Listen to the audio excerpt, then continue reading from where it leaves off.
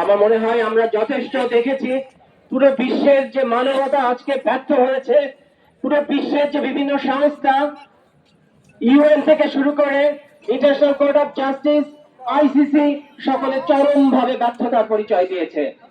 আজকে মানবতা আমরা দেখতে চাই যেভাবে যারা সভ্যতার যে সূতিকাগার যে ইউরোপ, সেই ইউরোপ কিন্তু চরম ব্যর্থতার পরিচয় দিয়েছে। আজকে এই অবস্থানে দাঁড়িয়ে আমরা মনে করি যথেষ্ট কথা হয়েছে, আর কোনো কথা নয়, এবার আসলে আমাদের অ্যাকশনে যাওয়া উচিত।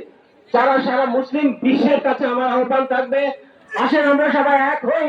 আর আমরা যদি এই যে আশেপাশে দেশ হতাম, এই বাংলাদেশের প্রত্যেকটা নাগরিক তাদেরকে তাদের দেশ থেকে পালানোর জন্য দৌড়ার কোষ করে যাইত আমাদের।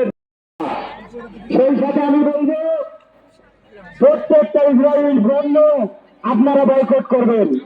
শুধু আমাদের এই প্রতিবাদ করলে হবে না, আমরা প্রত্যেকটা পণ্য যদি নিজ থেকে বয়কট করি ইনশাল্লাহ পারবেন না যে আমি ফিলিস্তিনের জন্য জীবন দিতে রাজি নই।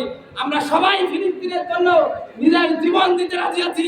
আমরা তো সেই প্রবাদী বিশ্বাসী, উহারা চাহুক দাসের জীবন, আমরা শহীদি দরজা চাই। নিত্য মৃত্যু ভিতর আমরা মৃত্যু কোথায় খুঁজে বেড়াই, আমরা তো মৃত্যুকে খুঁজে বেড়াই। আমরা তো শহীদ হওয়ার জন্য রাজি আছি, কিন্তু আমাদের এই মানব সম্পর্কে আপনারা কেন কাজে লাগাচ্ছেন না? প্রত্যেকটা সরকারকে আমি, প্রত্যেকটা মুসলিম বিশ্বকে আমি ভূমিকা রাখার জন্য অনুরোধ করব। আমাদের এই মানব সম্পর্কে সঠিকভাবে কাজে লাগিয়ে ফিলিস্তিনের ভাইদের প্রতি, ফিলিস্তিনের বোনদের প্রতি, ফিলিস্তিনের শিশুদের প্রতি সংহতি প্রকাশ করা উচিত। সবাই বলে আমরা আমাদের এই সংগঠনকে সহ সারা বাংলাদেশের, সারা বিশ্বের মুসলিম উম্মাহকে আহ্বান জানাবো। ইসলামী ছাত্র শিবির শুধু নয়, দেশের সকল ছাত্র সংগঠন সহ মুসলিম উম্মার সকল মানুষ ইসলামের পক্ষে নিজের জীবন বিলিয়ে দেওয়ার জন্য প্রস্তুত থাকবে ইনশাআল্লাহ। ওয়া মা তাওফীক ইল্লা বিল্লাহ। আসসালামু আলাইকুম ওয়া রাহমাতুল্লাহ।